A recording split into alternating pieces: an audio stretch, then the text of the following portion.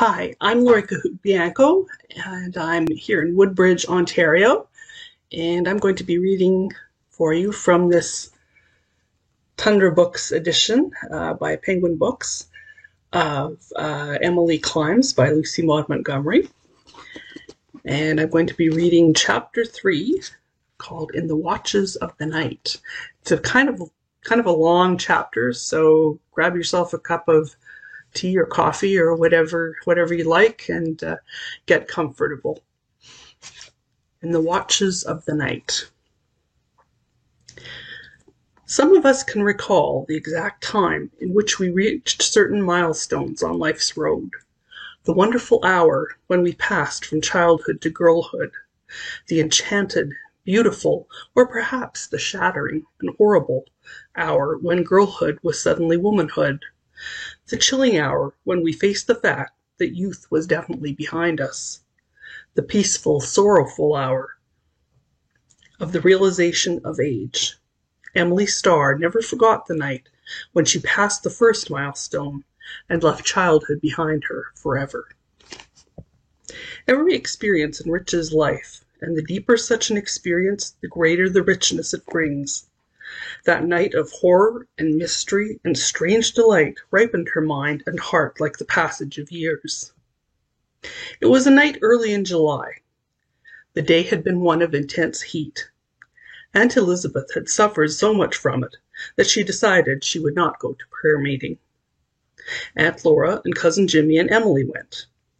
Before leaving, Emily asked and obtained Aunt Elizabeth's permission to go home with Ilse Burnley after meeting and spend the night. This was a rare treat. Aunt Elizabeth did not approve of all-night absences as a general thing. But Dr. Burnley had to be away, and his housekeeper was temporarily laid up with a broken ankle. Ilse had asked Emily to come over for the night, and Emily was to be permitted to go. Ilse did not know this, hardly hoped for it, in fact, but was to be informed at prayer meeting. If Ilse had not been late, Emily would have told her before a meeting went in, and the mischances of the night would probably have been averted. But Ilse, as usual, was late, and everything else followed in course. Emily sat in the Murray pew near the top of the church, by the window that looked out into the grove of fir and maple that surrounded the little white church. This prayer meeting was not the ordinary weekly sprinkling of a faithful few. It was a special meeting, held in view of the approaching Communion Sunday, and the speaker was not young, earnest Mr. Johnson, to whom Emily always liked to listen, in spite of her blunder at the Ladies' Aid supper, but an itinerant evangelist, lent by Shrewsbury for one night. His fame brought out a church full of people, but most of the audience declared afterwards that they would much rather have heard their own Mr. Johnson.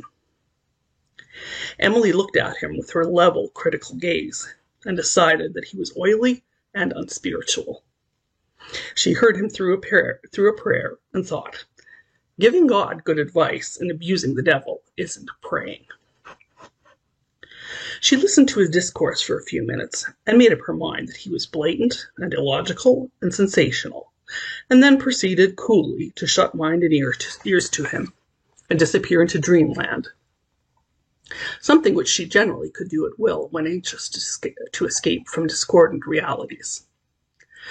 Outside, moonlight was still sifting in a rain of silver through the firs and maples, though an ominous bank of cloud was making up in the northwest, and repeated rumblings of thunder came in on the silent air of the hot summer night. A windless night for the most part, though occasionally a sudden breeze that seemed more like a sigh than a breeze brushed through the trees, and set their shadows dancing in weird companies. There was something strange about the night in its mingling of placid, unaccustomed beauty with the omens of rising storm that intrigued Emily, and she spent half the time of the evangelist's address in composing a mental description of it for her Jimmy book. The rest of the time she studied such of the audience as were within her range of vision. This was something that Emily never wearied of in public assemblages, and the older she grew, the more she liked it.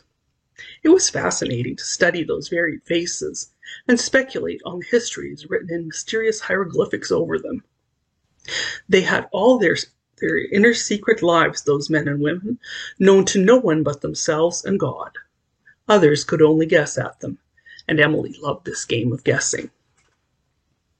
At times it seemed veritably to her that it was more than guessing, that in some intense moments she could pass into their souls and read therein hidden motives and passions that were perhaps a mystery even to their possessors. It was never easy for Emily to resist the temptation to do this when the power came, although she never yielded to it without an uneasy feeling that she was committing trespass. It was quite a different thing from soaring on the wings of fancy into an ideal world of creation, quite different from the exquisite, unearthly beauty of the flash. Neither of these gave her any moments of pause or doubt.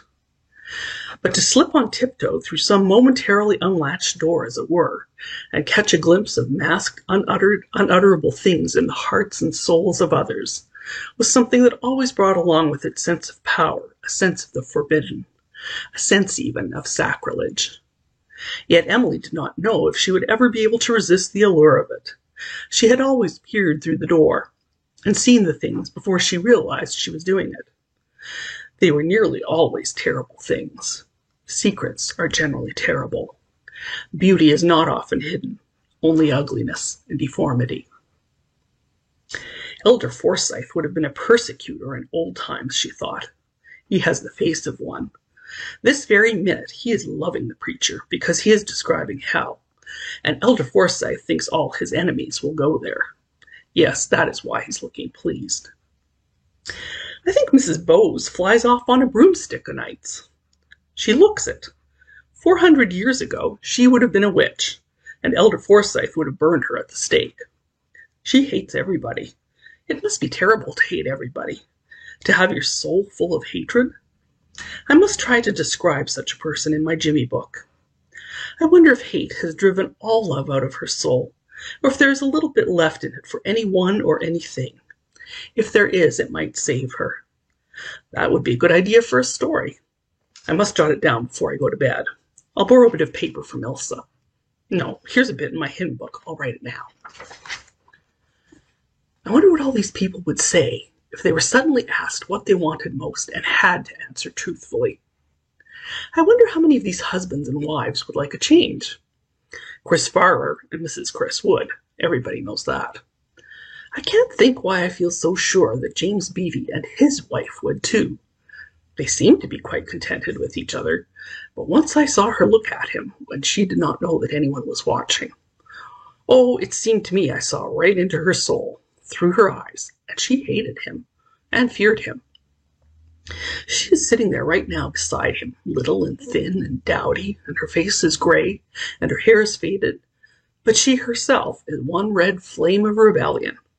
What she wants most in the world is to be free from him, or just to strike back once. That would satisfy her. There's Dean. I wonder what brought him to prayer meeting. His face is very solemn, but his eyes are mocking Mr. Sampson. What's that Mr. Sampson saying? Oh, something about the wise virgins. I hate the wise virgins. I think they were horribly selfish. They might have given the poor foolish ones a little oil. I don't believe Jesus meant to praise them any more than he meant to praise the unjust steward. I think he was just trying to warn the foolish people that they must not be careless and foolish, because if they were, prudent, selfish folks would never help them out. I wonder if it's very wicked to feel that I'd rather be outside with the foolish ones trying to help and comfort them than inside feasting with the wise ones. It would be more interesting, too.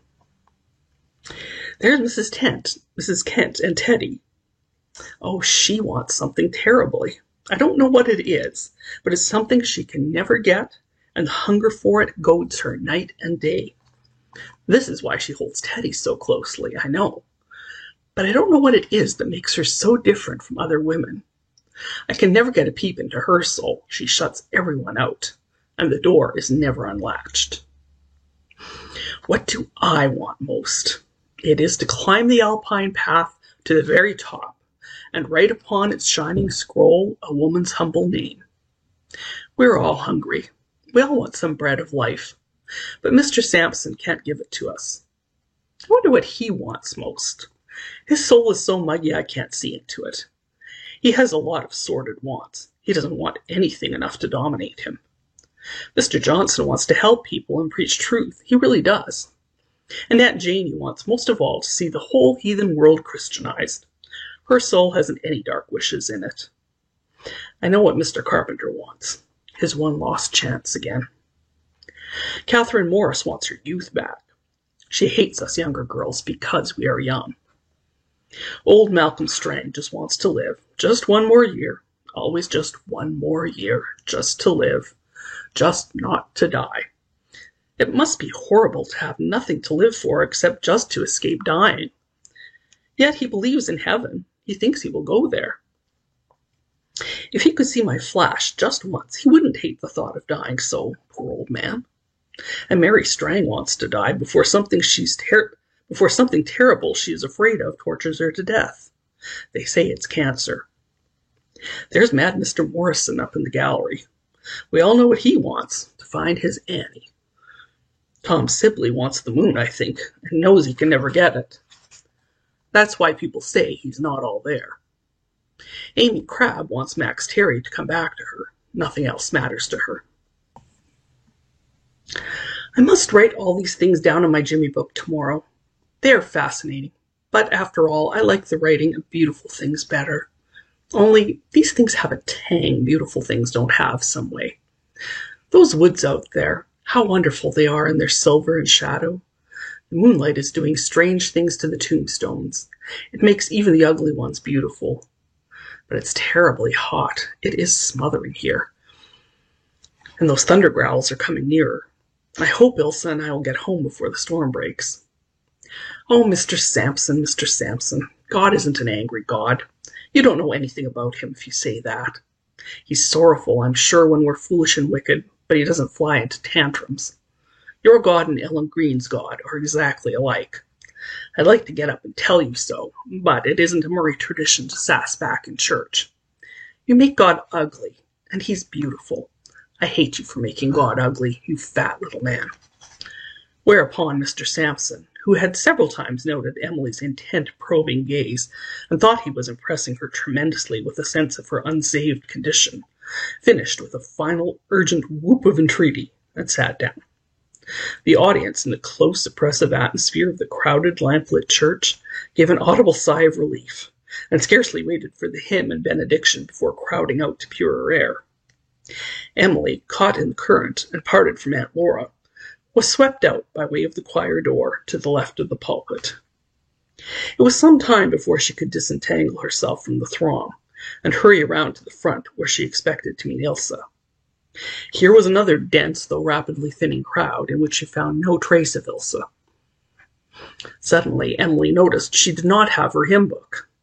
Hastily, she dashed back to the choir door. She must have left her hymn book in the pew, and it would never do to leave it there. In it she had placed for safekeeping a slip of paper on which she had furtively jotted down some fragmentary notes during the last hymn, a rather biting description of scrawny Miss Potter in the choir, a couple of satiric sentences regarding Mr. Sampson himself, and a few random fancies which she desired most of all to hide because there was something in them of dream and vision which would have made the reading of them by alien eyes a sacrilege. Old Jacob Banks, the sexton, a little blind, and more than a little deaf, was turning out the lamps as she went in. He had reached the two on the wall behind the pulpit. Emily caught her hymn book from the rack. Her slip of paper was not in it. By the faint gleam of light, as Jacob Banks turned out the last lamp, she saw it on the floor under the seat of the pew in front. She kneeled down and reached after it. As she did so, Jacob went out and locked the choir door. Emily did not notice his going. The church was still faintly illuminated by the moon that as yet outrode the rapidly climbing thunderheads. That was not the right slip of paper after all. Where could it be? Oh, here at last. She caught it up and ran to the door, which would not open. For the first time, Emily realized that Jacob Banks had gone, that she was alone in the church. She wasted time trying to open the door, then in calling Mr. Banks. Finally, she ran down the aisle into the front porch. As she did so, she heard that last buggy turn grindingly at the gate and drive away At the same time, the moon was suddenly swallowed up by the black clouds, and the church was engulfed in darkness. Close, hot, smothering, almost tangible darkness. Emily screamed in sudden panic, beat on the door, frantically twisted the handle, screamed again. Oh, everybody could not have gone. Surely somebody would hear her. Aunt Laura! Cousin Jimmy! Ilsa! And then finally, in a wail of despair, oh, Teddy! Teddy! A blue-white stream of lightning swept the porch, followed by a crash of thunder. One of the worst storms in Blair water annals had begun, and Emily Starr was locked alone in the dark church in the Maple Woods. She, who had always been afraid of thunderstorms, with a reasonless, instinctive fear which she could never banish and only partially control. She sank quivering on a step of the gallery stairs and huddled there in a heap. Surely someone would come back when it was discovered she was missing. But would it be discovered? Who would miss her? Aunt Laura and Cousin Jimmy would suppose she was with Ilsa, as had been arranged. Ilsa, who had evidently gone, believing that Emily was not coming with her, would suppose she had gone home, to New Moon. Nobody knew where she was. Nobody would come back for her. She must stay here, in this horrible, lonely, black-echoing place. For now the church she knew so well, and loved for its old associations of Sunday school, and song, and homely faces of dear friends, had become a ghostly, alien place full of haunting terrors. There was no escape. The windows could not be opened. The church was ventilated by transom-like panes near the top of them, which were opened and shut by pulling a wire. She could not get up to them, and she could not have got through them if she had. She cowered down on the step, shuddering from head to foot. By now the thunder and lightning were almost incessant. Rain blew against the windows, not in drops but sheets, and intermittent volleys of hail bombarded them. The wind had risen suddenly with the storm, and shrieked around the church. It was not her dear old friend of childhood, the bat-winged, misty wind woman, but a legion of yelling witches. The prince of the power of the air rules the wind, she had heard Mad Mr. Morrison say once. Why should she think of Mad Mr. Morrison now? How the windows rattled as if demon riders of the storm were shaking them. She had heard a wild tale of someone hearing the organ playing in the empty church one night several years ago. Suppose it began playing now. No fancy seemed too grotesque or horrible to come true. Didn't the stairs creak? The blackness between the lightnings was so intense that it looked thick. Emily was afraid of it touching her, and buried her face in her lap. Presently, however, she got a grip on herself, and began to reflect that she was not living up to Murray traditions.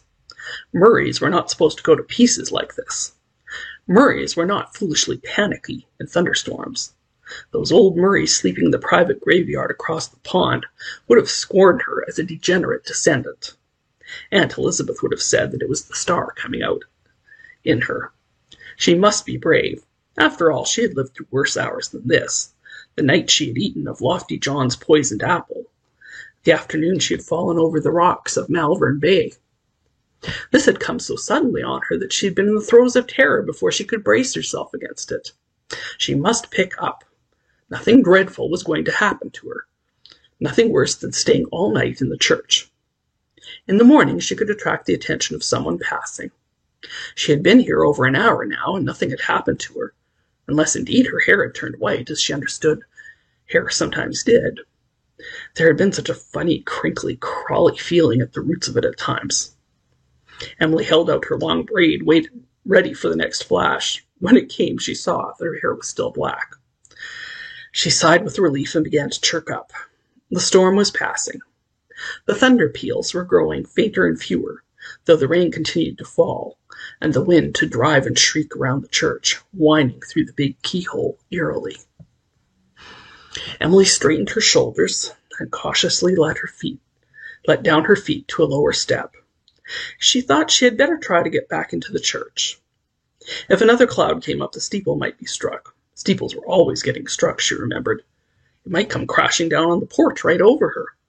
She would go in and sit down in the Murray pew. She would be cool and sensible and collected. She was ashamed of her panic, but it had been terrible. All around her now was a soft, heavy darkness, still with that same eerie sensation of something you could touch, born perhaps of the heat and humidity of the July night. The porch was so small and narrow, she would not feel so smothered and oppressed in the church. She put out her hand to grasp a stair rail and pulled herself to her cramped feet. Her hand touched, not the stair rail. Merciful heavens, what was it? Something hairy. Emily's shriek of horror froze on her lips. Padding footsteps passed down the steps beside her. A flash of lightning came, and at the bottom of the steps was a huge black dog, which had turned and was looking up at her before he was blotted out in the returning darkness. Even then, for a moment, she saw his eyes blazing redly at her, like a fiend's. Emily's hair roots began to crawl and crinkle again. A very large, very cold caterpillar began to creep slowly up her spine. She could not have moved a muscle had life depended on it. She could not even cry out.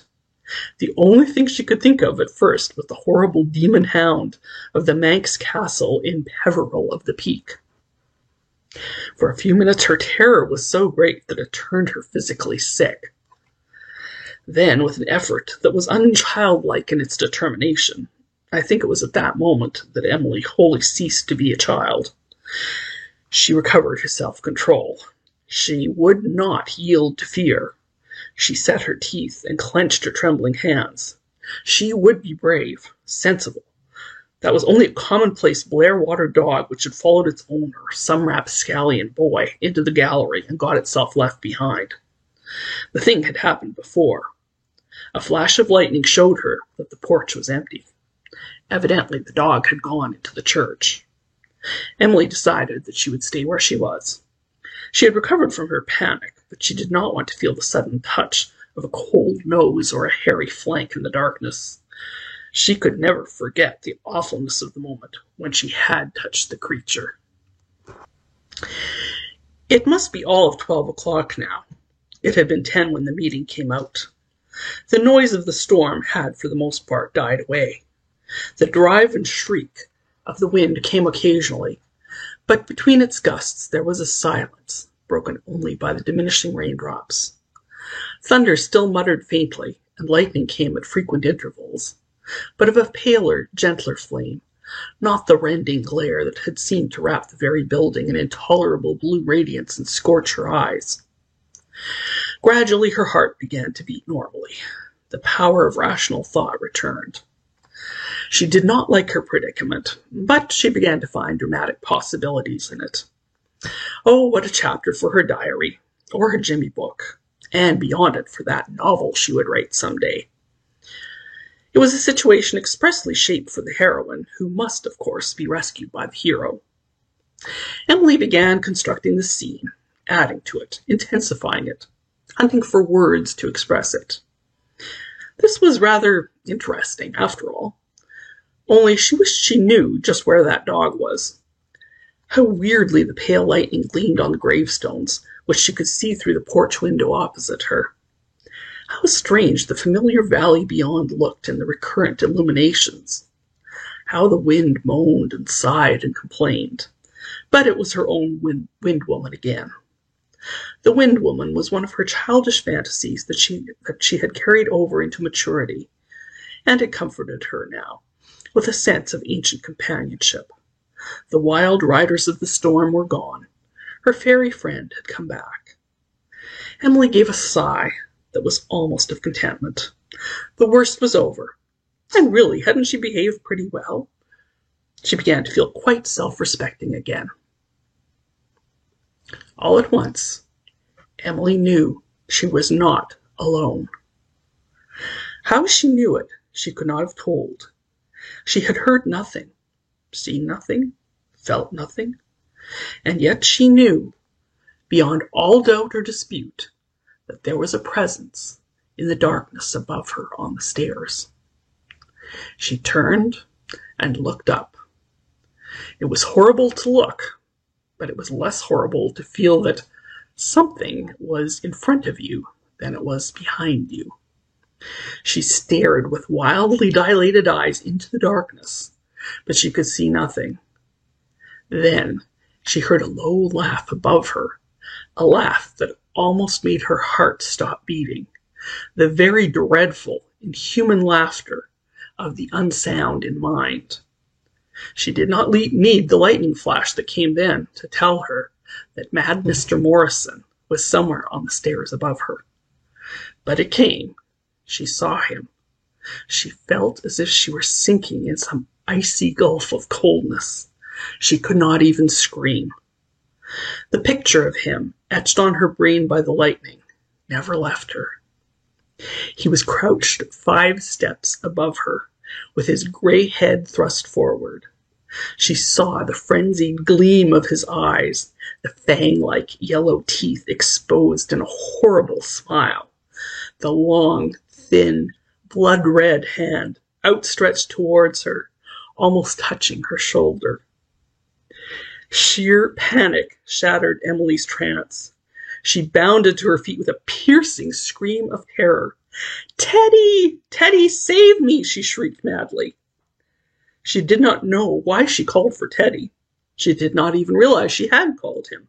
She only remembered it afterwards, as one might recall the waking shriek in a nightmare. She only knew that she must have help, that she would die if that awful hand touched her. It must not touch her. She made a mad spring down the steps, rushed into the church and up the aisle. She must hide before the next flash came, but not in the Murray pew. He might look for her there. She dived into one of the middle pews and crouched down in its corner on the floor. Her body was bathed in ice-cold perspiration. She was wholly in the grip of uncontrollable terror. All she could think of was that it must not touch her, that blood-red hand of the mad old man. Moments passed that seemed like years. Presently she heard footsteps that came and went, yet seemed to approach her slowly. Suddenly she knew what he was doing. He was going into every pew, not waiting for the lightning, to feel about for her. He was looking for her then. She had heard that sometimes he followed young girls thinking they were Annie. If he caught them, he held them with one hand and stroked their hair and faces fondly with the other, mumbling foolish, senile endearments. He had never harmed anyone, but he never let anyone go until she was rescued by some other person. It was said that Mary Paxton of Derry Pond had never been quite the same again. Her nerves never recovered from the shock. Emily knew that it was only a question of time before he would reach the pew where she crouched, feeling about with those hands. All that kept her senses in her frozen body was the thought that if she lost consciousness, those hands would touch her, hold her, caress her.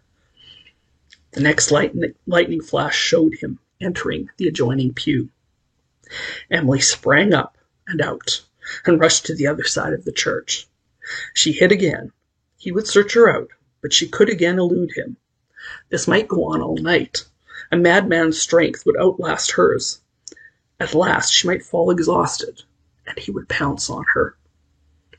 For what seemed hours to Emily, this mad game of hide-and-seek lasted. It was, in reality, about half an hour. She was hardly a rational creature at all any more than her demanded pursuer. She was merely a crouching, springing, shrieking thing of horror. Time after time he hunted her out with cunning, implacable patience. The last time she was near one of the porch doors, and in desperation she sprang through it and slammed it in his face. With the last ounce of her strength, she tried to hold the knob from turning in his grasp. And as she strove, was she dreaming? Teddy's voice calling to her from the steps outside the outer door. "Emily! Emily! Are you there?" She did not know how he had come. She did not wonder. She only knew he was there. "Teddy, I'm locked in the church," she shrieked, "and mad Mr. Morrison is here. Oh, quick, quick, save me, save me!" "The key of the door is hanging up in there on a nail on the right side," shouted Teddy. "Can you get it and unlock the door? If you can't, I'll smash the porch window." The clouds broke at that moment, and the porch was filled with moonlight. In it she saw plainly the big key hanging high on the wall beside the front door. She dashed at it and caught it as mad Mr. Morrison wrenched open the door and sprang into the porch, his dog behind him. Emily unlocked the outer door and stumbled out into Teddy's arms, just in time to elude that outstretched, blood-red hand. She heard mad Mr. Morrison give a wild, eerie shriek of despair as she escaped him. Sobbing, shaking, she clung to Teddy. "Oh, Teddy, take me away. Take me quick. Oh, don't let him touch me, Teddy. Don't let him touch me." Teddy swung her behind him and faced mad Mr. Morrison on the stone step. "How dare you frighten her so?" he demanded angrily. Mad Mr. Morrison smiled deprecatingly in the moonlight. All at once, he was not wild or violent, only a heartbroken old man who sought his own. "I want Annie," he mumbled. "Where is Annie? I thought I had found her in there. I only wanted to find my beautiful Annie." "Annie isn't here," said Teddy, tightening his hold on Emily's cold little hand.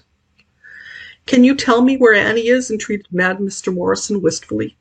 "Can you tell me where my dark-haired Annie is?"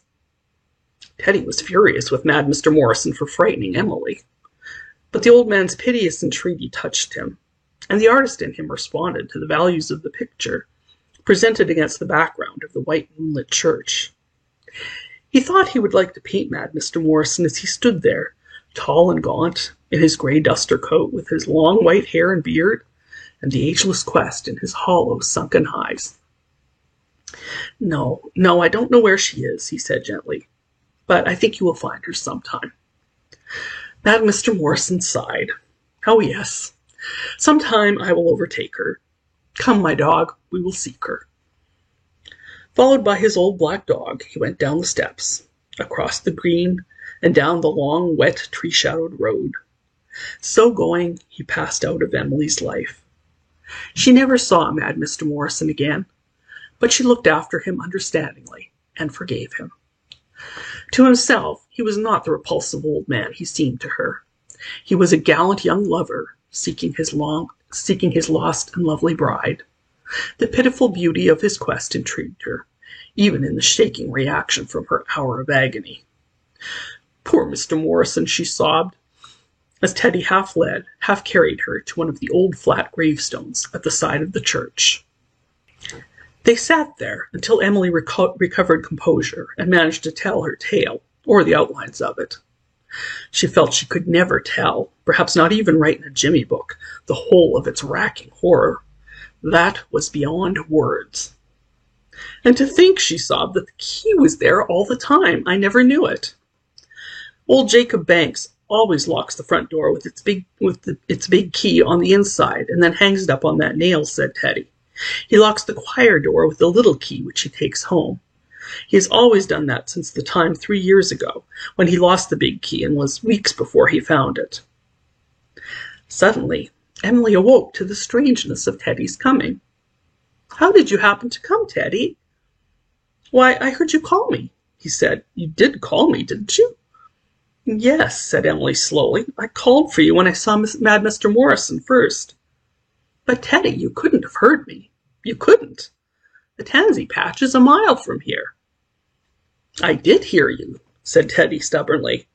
"I was asleep, and it woke me up. You called, 'Teddy, Teddy, save me.'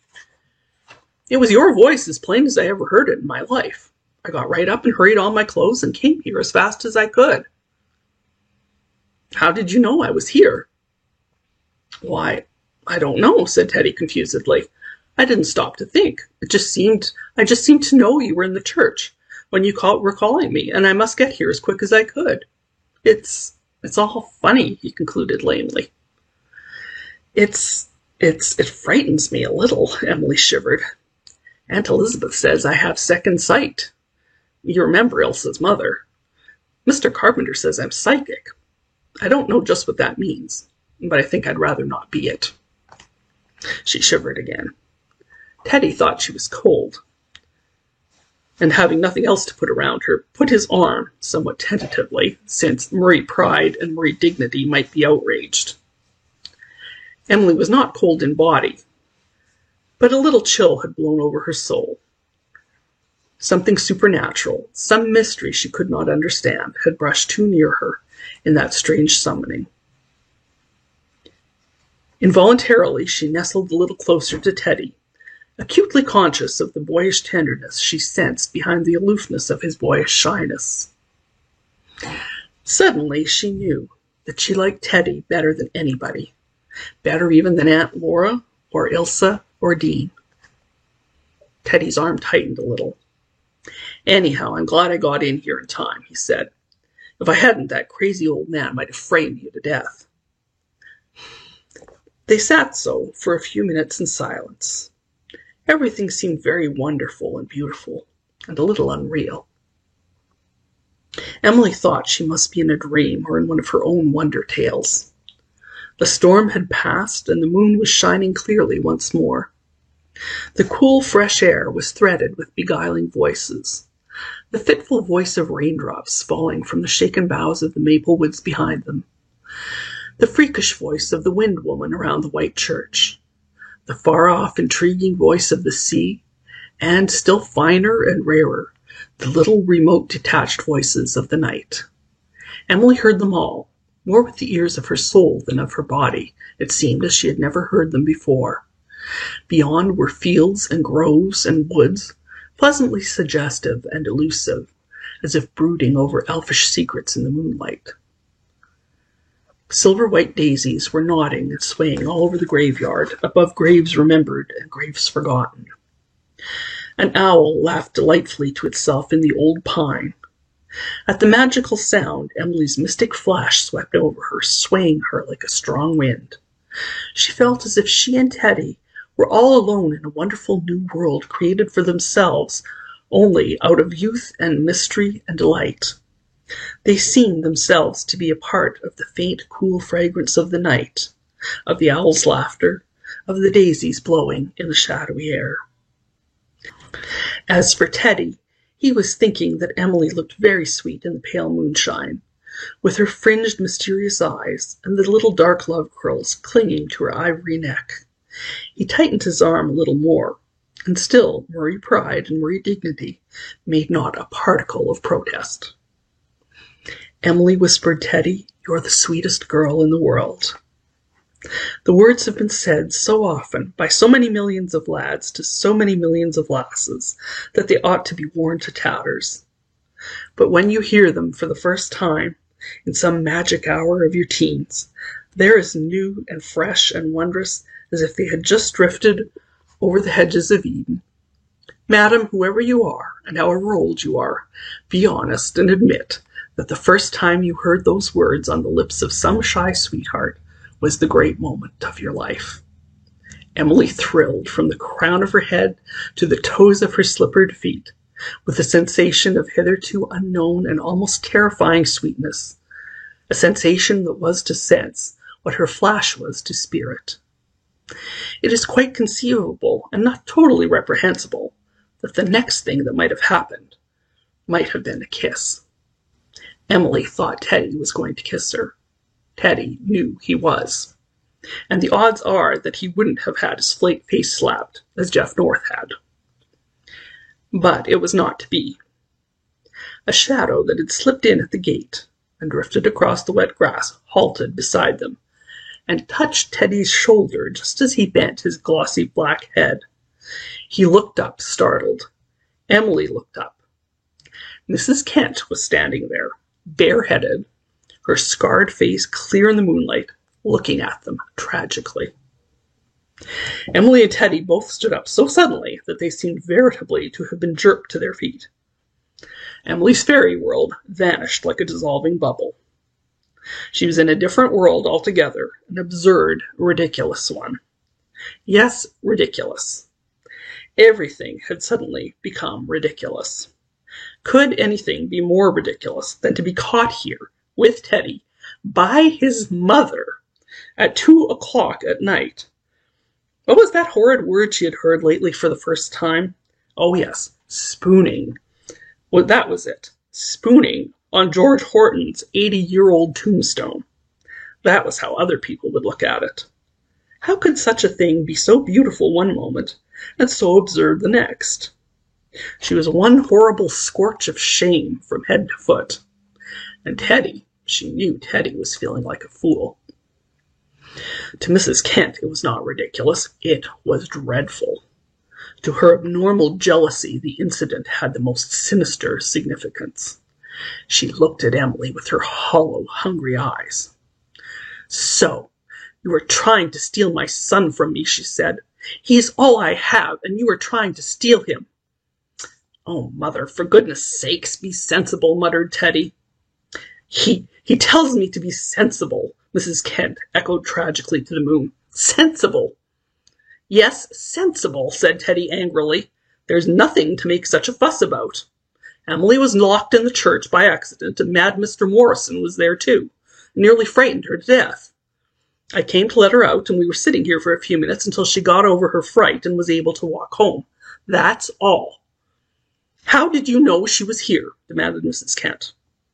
How indeed? This was a hard question to answer. The truth sounded like a silly, stupid invention. Nevertheless, Teddy told it. She called me, he said bluntly. And you heard her, a mile away. Do you expect me to believe that? Said Mrs. Kent, laughing wildly. Emily had, by this time, recovered her poise. At no time in her life was Emily Birdstar ever disconcerted for long. She drew herself up proudly, and in the dim light, in spite of her star features, she looked much as Elizabeth Murray must have looked over 30 years before. Whether you believe it or not, it is true, Mrs. Kent, she said haughtily. I am not stealing your son. I do not want him. He can go. I'm going to take you home first, Emily, said Teddy. He folded his arms and threw back his head and tried to look as stately as Emily. He felt that he was a dismal failure at it, but it imposed on Mrs. Kent. She began to cry. Go, go, she said. Go to her. Desert me. Emily was thoroughly angry by now. If this irrational woman persisted in making a scene, very well, a scene she should have. I won't let him take me home, she said freezingly. Teddy, go with your mother.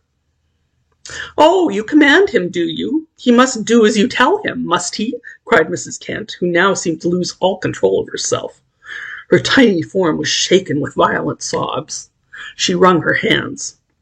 He shall choose for himself, she cried. He shall go with you or come with me. Choose, Teddy, for yourself.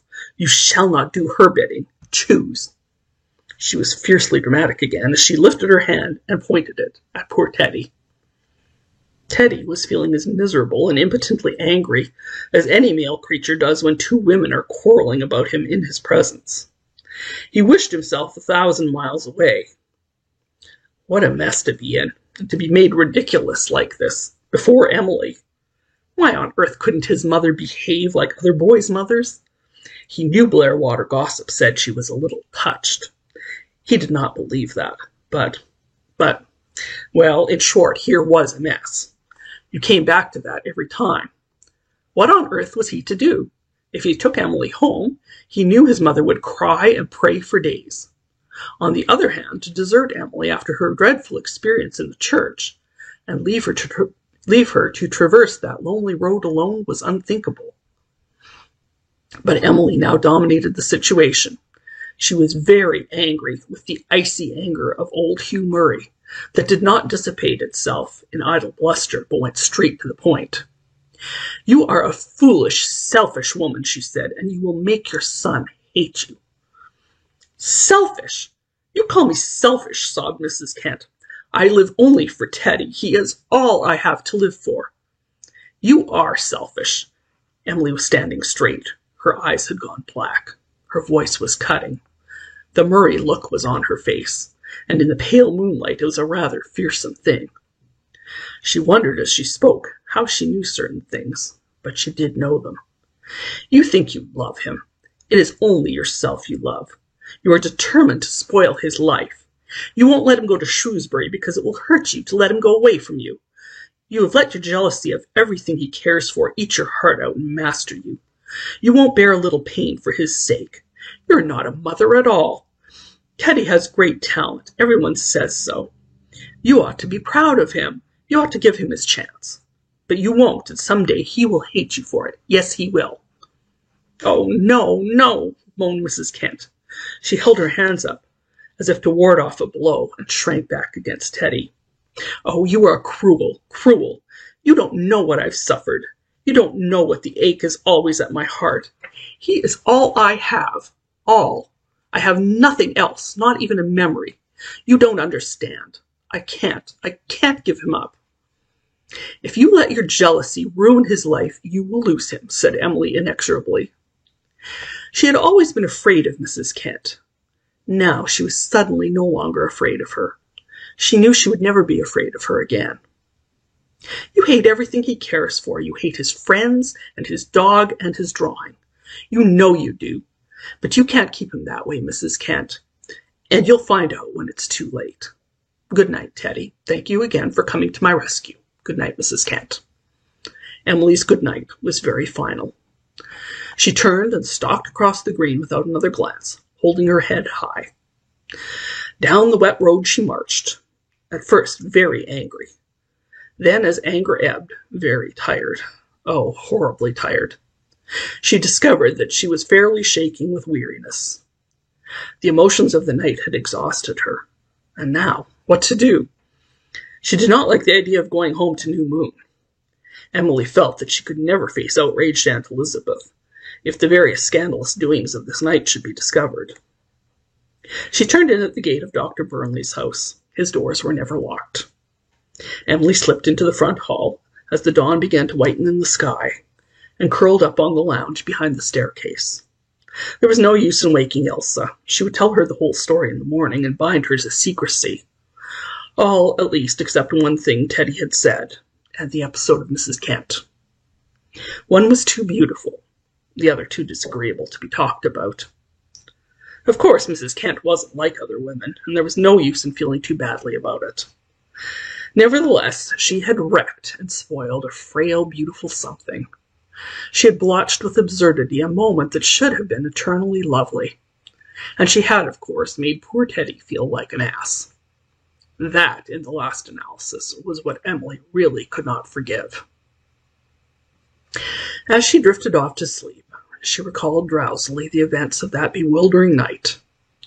Her imprisonment in the lonely church, the horror of touching the dog, the worse horror of mad Mr. Morrison's pursuit, her rapture of relief at Teddy's voice, the brief little moonlit idyll in the graveyard, of all the places for an idyll, the tragicomic advent of poor, morbid, jealous Mrs. Kent. I hope I wasn't too hard on her, thought Emily as she drifted into slumber. If I was, I'm sorry. I'll have to write it down as a bad deed in my diary. I feel somehow as if I've grown up all at once tonight. Yesterday seems years away. But what a chapter it will make for my diary. I'll write it all down. All but Teddy saying I was the sweetest girl in the world. That's too dear to write. I'll just remember it.